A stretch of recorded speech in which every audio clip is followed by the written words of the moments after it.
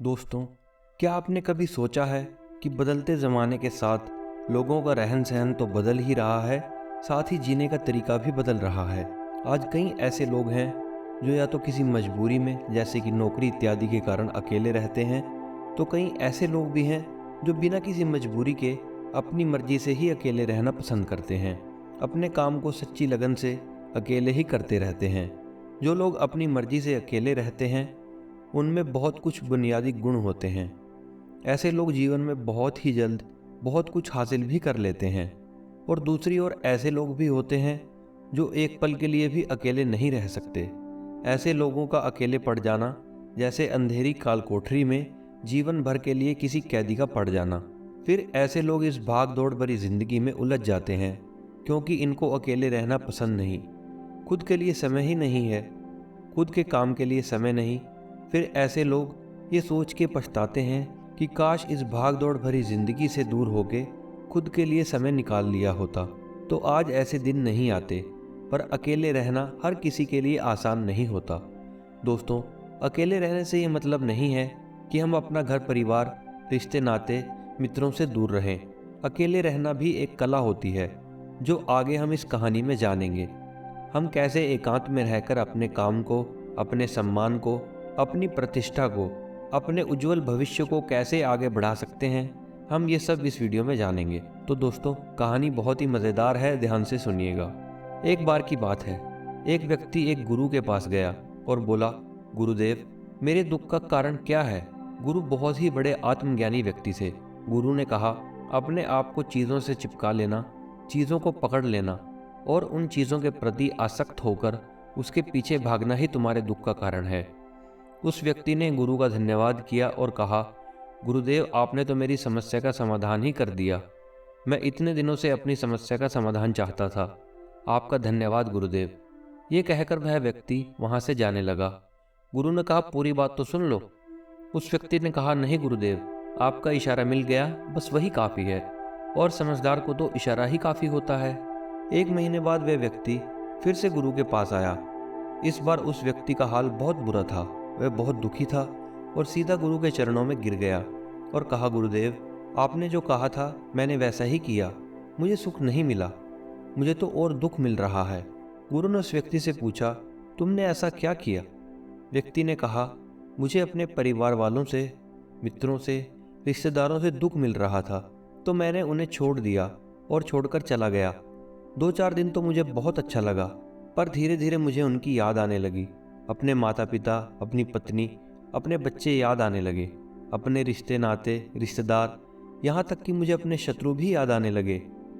इतना दुख तो मैंने उनके पास रहकर भी नहीं जाना था, जितना दुखी मैं उनसे दूर रहकर हो गया हूँ। इसलिए आज मैं वापस घर जाने के लिए निकला था और आपके पास आ पहुँचा। आपने मुझे इतनी गलत सलाह क्यों दी गुरुदेव? गुरुदेव मुस्कुराए और गुरु ने कहा, तुम परिवार को छोड़कर भागे, मित्रों और रिश्तेदार, यहाँ तक कि शत्रुओं को छोड़कर भी भागे, पर यह तुम्हारी गलतफहमी थी कि तुम छोड़कर भाग रहे हो। वास्तव में तो तुम उन्हें साथ लेकर ही भाग रहे थे। व्यक्ति ने कहा, पर गुरुदेव, मैं तो किसी को अपने साथ नहीं ले गया। गुरु ने कहा, जो चीज़ें हमें दुख देती हैं वह कहीं बाहर नहीं बल्कि हमारे अंदर ही होती हैं। यहाँ तक कि जो चीज़ें हमें सुख देती हैं वो भी बाहर नहीं होती, वो भी हमारे मन के अंदर ही होती हैं। ये सब परिवार वाले, रिश्तेदार, मित्र और शत्रु, ये सब कहाँ बसते हैं? ये हमारे मन में ही तो बसते हैं। और जब तुम भागे तो तुम अपने मन को साथ लेकर भागे, और तुम्हारे मन में ये सब तुम्हारे साथ ही तो भागे, तो तुम इनसे कहीं दूर गए ही नहीं। जो चीज़ें मन में बसी हों और आसपास हों तो वो दुख देती हैं, और हमें लगता है कि ये दुख कम है। लेकिन जब हम इन चीज़ों से दूर हो जाते हैं या इन्हें छोड़कर भाग जाते हैं तो मन उन चीज़ों को पाने के लिए फिर से प्रयास करने लगता है, और तब ये चीज़ें और ज़्यादा दुख देती हैं, जैसा कि तुम्हारे साथ हो रहा है। व्यक्ति ने कहा, गुरुदेव, अब मैं क्या करूं? चीज़ों के साथ रहूं तो दुखी, चीज़ों को छोड़कर जाऊं तो दुखी। क्या मैंने सिर्फ दुख उठाने के लिए ही जन्म लिया है? गुरु जोर जोर से हंसे और कहा, यह बिल्कुल सत्य बात है। यहाँ सब सिर्फ दुख उठाने के लिए ही जन्म लेते हैं, पर एक सत्य और भी है कि इन दुखों के पार सुख है, और उस सुख के पार फिर से दुख है, फिर सुख और फिर दुख। जिन चीज़ों में हमें सुख नज़र आता है वो हमें दुख देती हैं, और जिनमें दुख नजर आता है वही सुख का कारण भी बन जाती हैं। उस व्यक्ति ने कहा, गुरुदेव, क्या इस सुख दुख के मायाजाल से बाहर निकलने का कोई रास्ता नहीं है? गुरु ने कहा, रास्ता तो है। अगर तुम इस दुनिया में रहना चाहते हो, इन सब के साथ रहना चाहते हो, तो तुम्हें एक काम करना होगा। तुम ऐसे ही रहो जैसे तुम इस दुनिया में अकेले हो। सबके साथ रहो पर अकेले रहो। व्यक्ति ने कहा, गुरुदेव, ऐसा कैसे हो सकता है? गुरु उस व्यक्ति को एक जगह पर लेकर गए जहाँ पर एक मेला लगा था और वहाँ बहुत ज़्यादा भीड़ थी। गुरु ने कहा, देखो अपने आसपास, क्या तुम यहाँ किसी को जानते हो? व्यक्ति ने कहा, नहीं, यहाँ तो कोई भी मेरा जानने पहचानने वाला नहीं है। गुरु ने कहा, क्या तुम अकेले हो? व्यक्ति बोला, हाँ गुरुदेव, मैं यहाँ पर बिल्कुल अकेला हूँ। गुरु ने कहा, नहीं, तुम्हारे मन में कुछ और चल रहा है, तुम अकेले नहीं हो। व्यक्ति ने कहा, जी गुरुदेव, हाँ, मैं जल्द से जल्द अपने घर जाना चाहता हूँ, अपनी पत्नी से, अपने बच्चों से और अपने माता पिता से मिलना चाहता हूँ, अपने मित्रों से मिलना चाहता हूँ, वही मेरे मन में चल रहा है। गुरु ने कहा, अब ये सब भूलकर आंखें बंद कर लो और अपना ध्यान यहाँ से आने वाली आवाज़ों पर लगा दो। और जैसे ही उसने अपनी आंखें बंद की और सारा ध्यान वहाँ हो रही आवाज़ों पर लगा दिया, उसे एक अकेलापन, एकांत महसूस हुआ और उसे लगा कि वह इतनी बड़ी भीड़ में भी अकेला है। सभी आवाज़ों के ऊपर ध्यान लगाने के कारण किसी आवाज़ का कोई महत्व नहीं था, बस आवाज़ें थी और वो व्यक्ति था। उसने अपनी आंखें खोली और कहा, गुरुदेव, यहाँ तो मैं बिल्कुल अकेला हूँ, सब हैं लेकिन फिर भी कुछ नहीं है। गुरु ने कहा, बस इसी तरह से अकेला होना है। तुम रहो सबके साथ लेकिन भीतर से अकेले रहो। साथ में सब हों लेकिन तुम्हारे मन में कोई ना हो। जिसने इस तरह से अकेला जीना सीख लिया, उसे कभी जीवन में दुख नहीं होता, उसे चीज़ें दुखी नहीं कर सकती, वो हर चीज़ में आनंद की प्राप्ति करता है। गुरु ने आगे कहा, महान सफलताएं अकेलेपन से ही शुरू होती हैं। अकेलापन ही हमें उनसे मिलाता है। अपने अकेलेपन को नकारात्मक मत समझना, बल्कि उसे एकांत समझकर खुद को जानने का प्रयास करो। जब तुम्हें एकांत पसंद आने लगेगा, तब इसका मतलब ये होगा कि तुम्हारा वास्तविक वजूद तुमसे मिलना चाहता है। इसलिए अपने इस एकांत प्रेम का सम्मान करो। गुरु बोले, मैं तुम्हें कुछ ऐसी आदतें बताने वाला हूँ जो अकेले रहने वाले लोगों में पाई जाती हैं और उन्हें दूसरों से बेहतर इंसान बनाती हैं। गुरु ने कहना शुरू किया, पहली आदत जो एकांत में रहने वाले लोगों में पाई जाती है वो ये है कि ऐसे लोग दूसरों की तुलना में खुद के प्रति ज़्यादा जागरूक होते हैं। वो खुद के स्वभाव और आचरण के बारे में ज़्यादा गहराई से जानते हैं।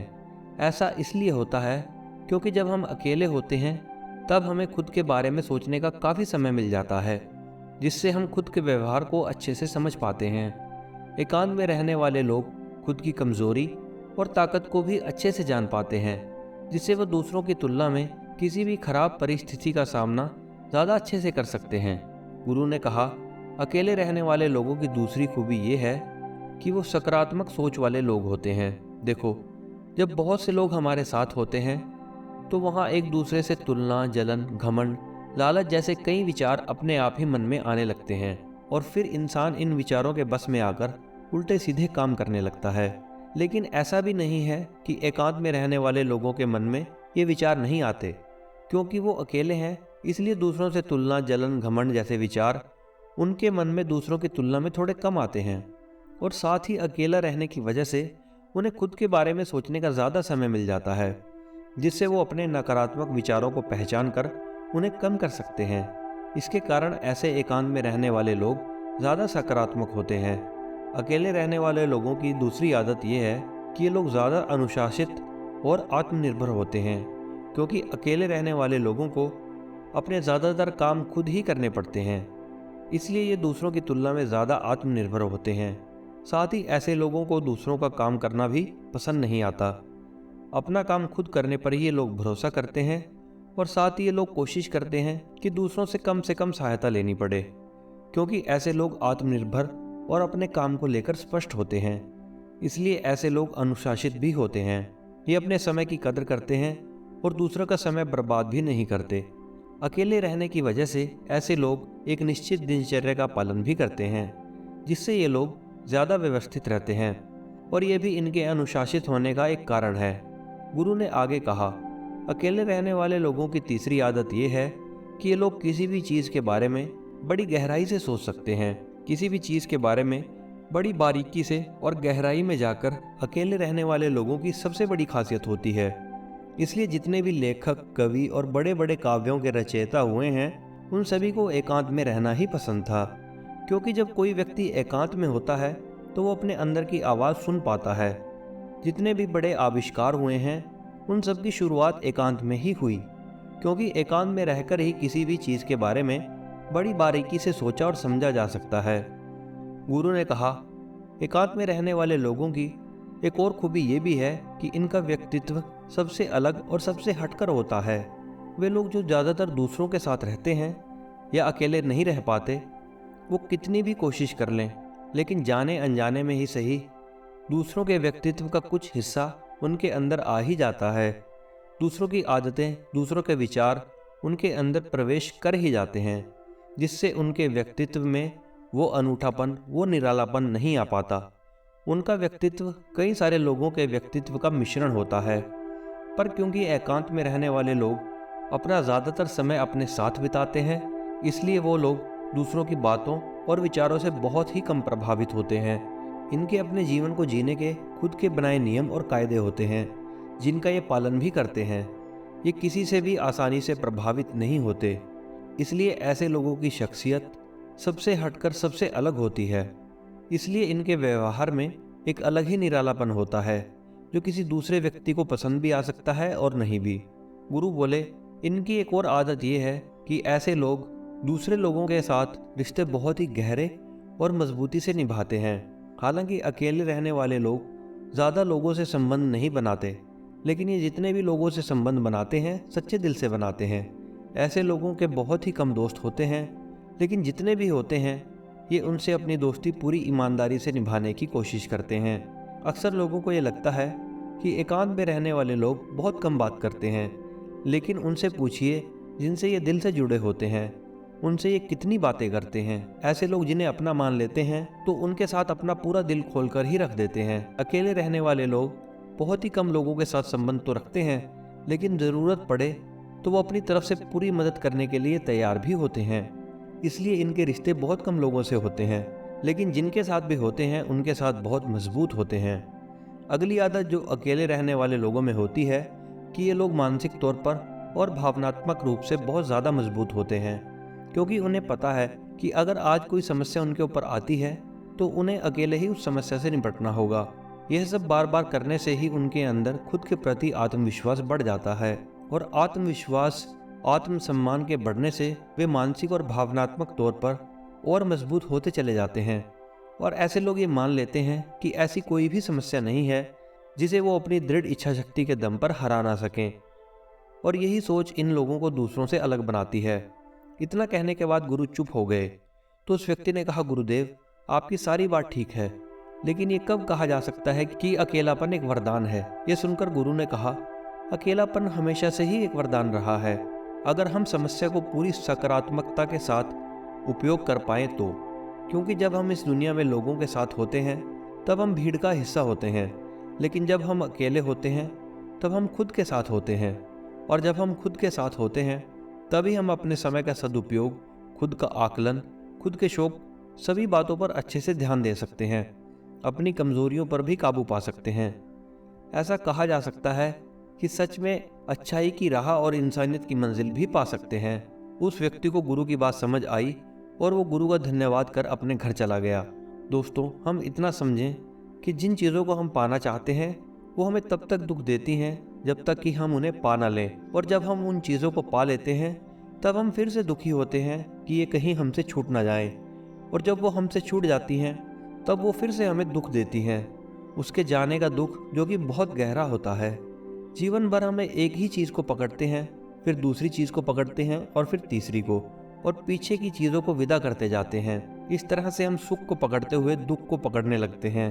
पर जिस व्यक्ति ने अकेला रहना सीख लिया, वह परिवार और समाज में सबके साथ रहते हुए भी आनंद की प्राप्ति करते हैं, सारे कार्यों को पूरा करते हुए सुखी से जीवन जीते हैं और आनंद से रहते हैं। तो दोस्तों, कैसी लगी आपको हमारी ये कहानी? हमें कमेंट करके ज़रूर बताइएगा। और हाँ, अगर आपको ये कहानी पसंद आई हो तो प्लीज़ चैनल को सब्सक्राइब कर लीजिए, क्योंकि हम यहाँ आपके लिए ऐसी ही कहानियाँ लेकर आते हैं। वीडियो को अंत तक देखने के लिए आपका बहुत बहुत धन्यवाद।